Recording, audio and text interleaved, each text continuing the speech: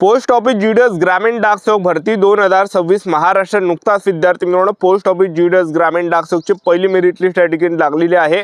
आणि पहिल्या merit list जेव्हापासून लागले तेव्हापासून भरपूर विद्यार्थी या ठिकाणी डिमोटिवेट या ठिकाणी झाले। तर आपल्याला डिमोटिवेट या ठिकाणी व्हायचं नाही एक लक्षात ठेवा, कारण की पोस्ट ऑफिस जीडीएस ग्रामीण डाक सेवकची दुसरी पण लिस्ट लागणार आहे, तिसरी पण लिस्ट लागणार आहे, चौथी पण लिस्ट लागणार आहे, पाचवी पण लिस्ट लागणार आहे, सहावी पण लिस्ट लागणार आहे आणि जसजशा लिस्टा लागणार आहेत तसतसा कटऑफ सुद्धा कमी या ठिकाणी आपल्याला पाहायला या ठिकाणी भेटणार आहे एक लक्षात ठेवा। ठीक आहे, जेव्हा पहिली लिस्ट लागली तर पहिल्या लिस्टमध्ये जे विद्यार्थी मिळवणं ज्यांना 35%, 40%, 50% असे विद्यार्थ्यांचं सिलेक्शन झालं। मी तुम्हाला असं कोण सांगू राहिलो, यामध्ये जे विद्यार्थी मिळवणं फर्जीवाडा कशा प्रकारे झाला याबद्दल सुद्धा मी तुम्हाला या व्हिडिओच्या माध्यमातून सांगणार आहे। आणि त्याचबरोबर पोस्ट ऑफिस जीडीएस ग्रामीण डाक सेवकची दुसरी मेरिट लिस्ट कोणत्या तारखेपर्यंत येणार आहे याबद्दल सुद्धा आपण बोलणार आहे। आणि महाराष्ट्रातील सर्व डिव्हिजनचा कटऑफ किती जाणार आहे, SC ST OBC EWS open PWD या कॅटेगरीचा याबद्दल सुद्धा बोलणार आहे।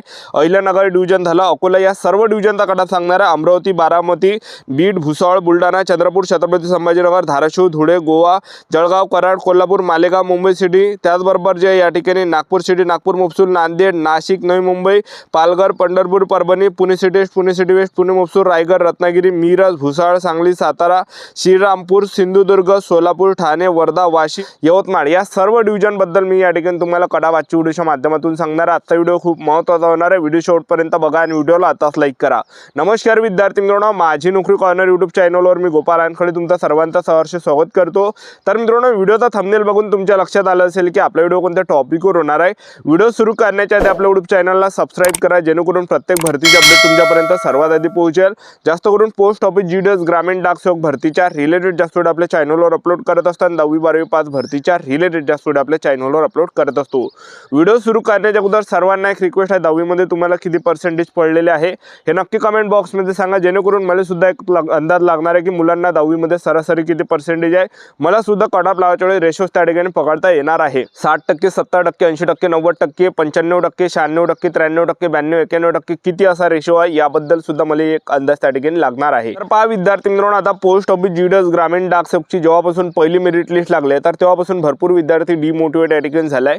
तर आपल्याला डिमोटिवेट या ठिकाणी व्हायचं नाही आहे एक लक्षात ठेवा। ठीक आहे, कारण की पोस्ट ऑफिस जीडीएस ग्रामीण डाक सेवकच्या 6 लिस्ट लागणार आहे आणि पहिली जी लिस्ट लागली आहे तर पहिल्या लिस्टमध्ये फर्जीवाडा कसं झालं तर ते तुम्हाला सांगू देतो। टायटलवर मी जे सांगितलं 50%, 60% वाले विद्यार्थ्यांचं सिलेक्शन झालं। तर पहा, ज्यांना फॉर्म भरताना काय करते विद्यार्थी, ज्यांना 35% आहे, 40% 50% 60% आहे असे विद्यार्थी काय करते, जेव्हा फॉर्म भरणे चालू राहते पोस्ट ऑफिस जीडीएस ग्रामीण डाक सेवकचे तर त्यावेळेस 100 पैकी 100 फॉर्म भरताना ते पर्सेंटेज टाकते। त्याचबरोबर 100 पैकी 95, 100 पैकी 93, 100 पैकी 94, 100 पैकी 96 असे पर्सेंटेज त्या ठिकाणी फॉर्म भरताना टाकते। म्हणजे ते पाहते की आपल्या लिस्टमध्ये नाव कशा प्रकारे येते, लिस्टमध्ये नाव पाहण्यासाठी स्वतःवरून जास्त पर्सेंटेज त्या ठिकाणी फॉर्म भरताना टाकते। आणि त्याचबरोबर जे विद्यार्थी मिळवणं ते विद्यार्थी त्या ठिकाणी डॉक्युमेंट व्हेरिफिकेशन करण्यासाठी जात नाही। त्याचबरोबर ते विद्यार्थी डॉक्युमेंट व्हेरिफिकेशन करण्यासाठी गेले तर त्यांच्यावर कारवाई त्या ठिकाणी होऊ शकते। ह्या कारणाने ते डॉक्युमेंट व्हेरिफिकेशन करण्यासाठी जात नाही आणि डॉक्युमेंट व्हेरिफिकेशन केलं नाही तर मग त्या जागा खाली राहते आणि त्यांना पुन्हा लिस्ट त्या ठिकाणी दुसरी लिस्ट लावावी लागते। कारण की पहिल्याच लिस्टमध्ये जेवढ्या काही जागा होत्या महाराष्ट्राच्या 3500 तेवढ्या जागा पहिल्या लिस्टमध्ये त्यांनी भरून टाकलेल्या आहे।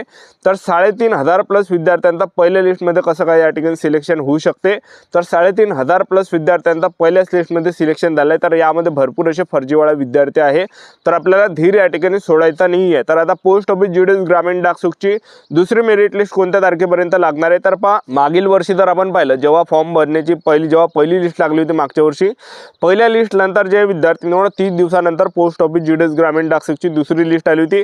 आताची जर कंडिशन पाहिली तर 6 मार्चला जे विद्यार्थ्यांना पोस्ट ऑफिस जीडीएस ग्रामीण डाक सेवकची पहिली मेरिट लिस्ट लागली आहे। तर आपल्याला एका महिन्यापेक्षा सुद्धा कमी या ठिकाणी कमी टाइम त्या ठिकाणी पोस्ट ऑफिस जीडीएस ग्रामीण डाक सेवकची दुसरी मेरिट लिस्ट लागणार आहे, कारण की त्यांना 6 मेरिट लिस्ट लावायचे आहे। जून महिन्यापर्यंत ही वॅकन्सी त्यांना खतम करायची आहे। तर हा तिसराच महिना चालू आहे। तर तिसऱ्या महिन्यामध्ये जे विद्यार्थी मिळवणं जवळपास मार्च एंडिंगच्या आसपास या ठिकाणी पोस्ट ऑफिस जीडीएस ग्रामीण डाक सेवकची दुसरी मेरिट लिस्ट या ठिकाणी लागणार आहे एक लक्षात ठेवा। नंतर 22 दिवसांनी सुद्धा लिस्ट आपल्याला पाहायला भेटणार आहे। तर पोस्ट ऑफिस जीडीएस ग्रामीण डाक सेवकची जी भरती तो धरून त्याला 28 ते 31 मार्चच्या दरम्यान या ठिकाणी येऊ शकते, नाही आली तर मग मग जास्तीत जास्त 2 एप्रिलपर्यंत येऊन जाणार आहे. ठीक आहे, ह्या काही तारखा आहे पोस्ट ऑफिस GDS ग्रामीण डाकसेवकच्या दुसऱ्या मेरिट लिस्टचा. आता कटाप या ठिकाणी किती जाणार आहे ते तुम्हाला सांगून देतो. तर पहा विद्यार्थी मित्रांनो, अहिल्यानगर डिव्हिजन आहे, अकोला डिव्हिजन आहे, अमरावती डिव्हिजन आहे, बारामती डिव्हिजन आहे, बीड डिव्हिजन आहे, भुसावळ डिव्हिजन आहे, बुलढाणा डिव्हिजन आहे आणि चंद्रपूर डिव्हिजन आहे. तर या डिव्हिजनचा जो कटाप या ठिकाणी जाणार आहे, तर तुम्ही जर ओपन कॅटेगरीचे असाल तर 85 ते 95च्या दरम्यान या ठिकाणी कटाप या कॅटेगरीचा जाणार आहे, ओपन कॅटेगरीचा या डिव्हिजनचा. ठीक आहे, आणि तुम्ही ओबीसी आणि EWS कॅटेगरीचे असाल तर 88 ते 91 पर्यंत कटाप या डिव्हिजनचा पाहायला भेटणार आहे. त्याचबरोबर तुम्ही जर SC आणि ST कॅटेगरीचे असाल 79 ते 87च्या दरम्यान या ठिकाणी कटऑफ आपल्याला या ठिकाणी पाहायला भेटणार आहे. आणि तुम्ही PWD कॅटेगरीचे असाल तर 60%, 70%, 80% सुद्धा कटऑफ आपल्याला पाहायला या ठिकाणी भेटणार आहे, एक लक्षात ठेवा. ठीक आहे, आता राहिला विषय या ठिकाणी दुसरं जे डिव्हिजन आहे तर ते या ठिकाणी छत्रपती संभाजी महाराज नगर डिव्हिजन आहे, धाराशिव डिव्हिजन आहे, त्याचबरोबर धुळे डिव्हिजन आहे, गोवा डिव्हिजन आहे, जळगाव डिव्हिजन आहे, कराड डिव्हिजन आहे, कोल्हापूर डिव्हिजन आहे, मालेगाव डिव्हिजन आहे. तर या डिव्हिजनचा जो कटाप या ठिकाणी जाणार आहे, तर पहा तुम्ही जर या ठिकाणी ओपन कॅटेगरीचे असाल तर जवळपास 86 ते 95च्या दरम्यान या ठिकाणी कटाप पाहायला भेटणार आहे, ओपन कॅटेगरीचा, UR कॅटेगरीचा या डिव्हिजनचा.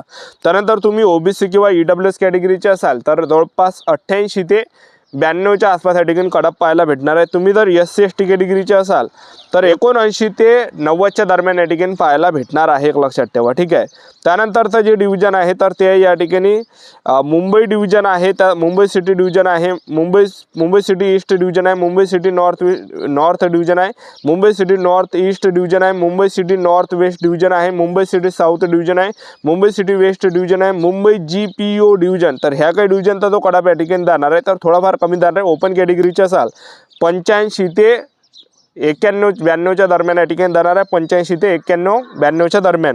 आणि OBC कॅटेगरीचे असाल तर 80 ते 92च्या दरम्यान या ठिकाणी जाणार आहे.